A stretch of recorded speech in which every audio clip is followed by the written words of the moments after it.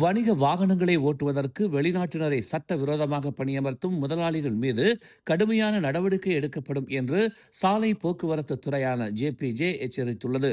ஓட்டுநர்களுக்கு எதிராக மட்டுமல்லாமல் சட்டத்தை மீறும் நிறுவன உரிமையாளர்கள் மற்றும் நிர்வாகத்திற்கு எதிராகவும் அமலாக்கம் மேற்கொள்ளப்படுவதை உறுதி செய்ய தேசிய நிதி எதிர்ப்பு குற்ற மையம் மற்றும் குடிநுழைவுத்துறையுடன் இணைந்து செயல்படும் என்று ஜேபிஜே மூத்த அமலாக்க இயக்குநர் கிஃப்லி மா ஹசான் தெரிவித்தார்.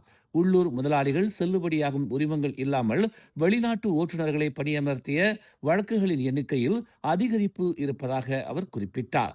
நேற்று மேற்கொள்ளப்பட்ட ஓப்ஸ் பெமாண்டு வர்கா அசிங்கில் உள்ளூர் நிறுவனங்களால் பணியமர்த்தப்பட்ட வெளிநாட்டு ஓட்டுநர்களால் இயக்கப்பட்டதாக கண்டறியப்பட்ட 11 லாரிகள் பறிமுதல் செய்யப்பட்டதாக பர்னாமா செய்தி வெளியிட்டுள்ளது. சம்பந்தப்பட்ட பெரும்பாலான வெளிநாட்டு ஓட்டுநர்களிடம் ஓட்டுநர் உரிமம், தொழில் உரிமம் அல்லது பொதுச் சேவை வாகன அனுமதி இல்லை என்றும், மேலும் கனரக வாகனங்களை ஓட்டுவதற்கு சோதனை அல்லது பயிற்சி பெறவில்லை என்றும் அவர் கூறினார். மனிதவள அமைச்சர் டதஸ்ரீ ரமணன் ராமகிருஷ்ணன் நேற்று எச்ஆர்டி கோப் நிறுவனத்தின் 5 புதிய இயக்குநர்கள் குழு உறுப்பினர்களுக்கான நியமன கடிதங்களை வழங்கினார். தமது அதிகாரப்பூர்வ முகநூல் பக்கத்தில் இதுகுறித்து பதிவிட்டுள்ள அவர், இடத்தோ வீரா டாக்டர் ஹாஜி அமீர் அலி மைடின், பேராசிரியர் எமாரிடஸ் இடத்தோ டாக்டர் முகமது அஸ்மின் பின் ஒமார், முகமது அக்மார் காசிம், பொறியாளர் பரமேஸ்வரன் சண்முகநாதன் மற்றும் இடத்தோ முஸ்லி ஜாஃபார் ஆகியோர் இந்த புதிய உறுப்பினர்களாக நியமிக்கப்பட்டுள்ளதாக தெரிவித்துள்ளார். வணிகம், கல்வி மற்றும் தொழில்துறைகளில் இவர்களின் பரந்த அனுபவம் எச்ஆர்டி கோப் நிறுவனத்தின் தலைமைத்துவம் மற்றும் நிர்வாக கட்டமைப்பை மேலும் வலுப்படுத்தும் என்று ரமணன் ராமகிருஷ்ணன் நம்பிக்கை தெரிவித்தார். இந்நடவடிக்கை நிறுவனத்தின் நிர்வாகத்தை சீரமைப்பது மட்டும் அல்லாமல் நாட்டின் தொழிலாளர்களின் திறன் மற்றும் ஆற்றலை மேம்படுத்தும் முயற்சியையும் துரிதப்படுத்தும் என்றும், மலேசிய மடானி கொள்கையின் கீழ் நாட்டின் பொருளாதாரத்தை இன்னும் வலுவானதாகவும் போட்டித்தன்மை வாய்ந்ததாகவும் மாற்றுவதே தங்களின் இலக்கு என்றும் அந்த பதிவில் அவர் குறிப்பிட்டுள்ளார்.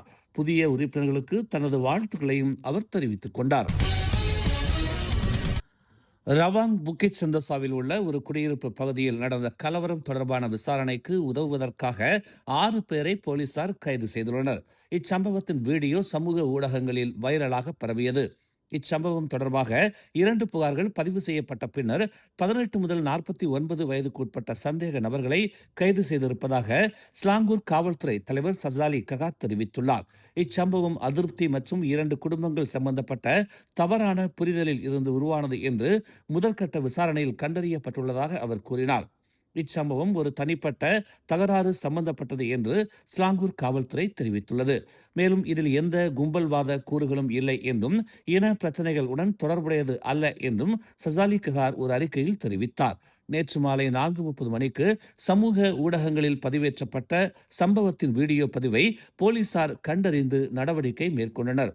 சட்டத்தை தங்கள் கைகளில் எடுத்துக் கொள்ள வேண்டாம் என்றும், பொது ஒழுங்கை சீர்குலைக்கும் எந்த ஒரு ஊகத்தையும் பரப்புவதை தவிர்க்க வேண்டும் என்றும் சசாலி ககார் பொதுமக்களுக்கு அறிவுறுத்தினார். பகாங் சுல்தான் அல் சுல்தான் அப்துல்லா சுல்தான் அமாட் ஷா பொதுமக்களுக்கு நிதி உதவி வழங்குவதாக சமூக ஊடகங்களில் பரவி வரும் செய்தியை பகாங் அரண்மனை வட்டாரம் நிராகரித்துள்ளது.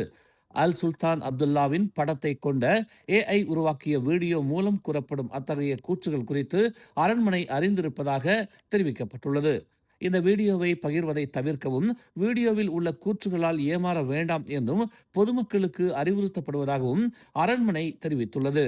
சந்தேகத்திற்கிடமான வீடியோக்கள் குறித்து அதிகாரிகளிடம் புகார் அளிக்கவும் பொதுமக்களுக்கு அறிவுறுத்தப்பட்டுள்ளது. கோலம்பூர் ஜலான் செந்தூலில் வாடகை வீட்டில் தூங்கிக் கொண்டிருந்த ஒரு பெண்ணிடம் சில்மிஷம் செய்ததாக சந்தேகிக்கப்படும் ஒரு வெளிநாட்டு நபரை போலீசார் தேடி வருகின்றனர். நகரில் ஹோட்டல் மேலாளராக பணிபுரியும் 27 வயது பெண் அன்று அதிகாலை 1:50 மணி அளவில் போலீசில் புகார் அளித்ததாக செந்தூல் போலீஸ் தலைவர் பஸ்ரி சகோனி தெரிவித்தார். இந்திய குடிமகனும் அந்த பெண்ணின் வீட்டு தோழருமான சந்தேக நபர் அந்த பெண் தூங்கிக் கொண்டிருந்த போது அவரிடம் பாலியல் சீண்டல் புரிந்ததாக ஆரம்பகட்ட விசாரணையில் கண்டறியப்பட்டுள்ளது என்று அவர் கூறினார். பின்னர் அந்த பெண் விழித்திலிருந்து கத்திய பிறகு சந்தேக நபர் ஓடிவிட்டதாக அவர் இன்று ஒரு அறிக்கையில் தெரிவித்தார். வடக்கு தெற்கு விரைவுச் சாலையின் கிலோமீட்டர் 170.1 அவசர பாதையில் சோதனைகளை நடத்திக் கொண்டிருந்த போக்குவரத்து போலீஸ் அதிகாரி மீது மோட்டார் சைக்கிள் ஓட்டுநர் ஒருவர் நேற்று மோதியதில் மோட்டார் சைக்கிள் ஓட்டி பரிதாபமாக உயிரிழந்தார். தங்காக் மாவட்ட காவல் தலைமையகத்தின் போக்குவரத்து விசாரணை மற்றும் அமலாக்கப் பிரிவைச் சேர்ந்த ஒரு அதிகாரி சம்பந்தப்பட்ட சம்பவம் குறித்து பிற்பகல் 2:07 மணிக்கு போலீசாருக்கு தகவல் கிடைத்ததாக தங்காக் காவல்துறை தலைவர் ரோஸ்லான் தாலிப் தெரிவித்தார். மோட்டார் சைக்கிளில் சென்ற 38 வயது நபர் விரைவுச் சாலையின் அவசர பாதையில் சோதனைகளை மேற்கொண்டு வந்த போலீஸ் அதிகாரி மீது மோதியதில் இச்சம்பவம் நிகழ்ந்ததாக நம்பப்படுகிறது என்று அவர் கூறினார். இருவரும் ஜாசின் மருத்துவமனைக்கு கொண்டு செல்லப்பட்டனர். அங்கு மோட்டார் சைக்கிள் ஓட்டி சிகிச்சை பெற்று வந்த நிலையில் இறந்து விட்டதாக அறிவிக்கப்பட்டது.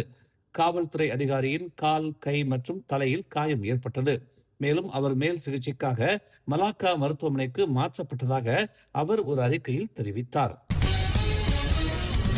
மேலும் செய்திகளை தெரிந்து கொள்ள தமிழ் மலர் இணையதளம், தமிழ் மலர் செயலி மற்றும் மலர் டிவி யூடியூப் சேனலை வலம் வாருங்கள். எங்களோடு இணைந்திருக்க மலர் டிவியை பதிவு செய்து கொள்ளுங்கள். உறவுகள் மகிழ்ந்திட விருப்பம் மற்றும் பகிர்வு சேவையை சொடுக்கிடுங்கள்.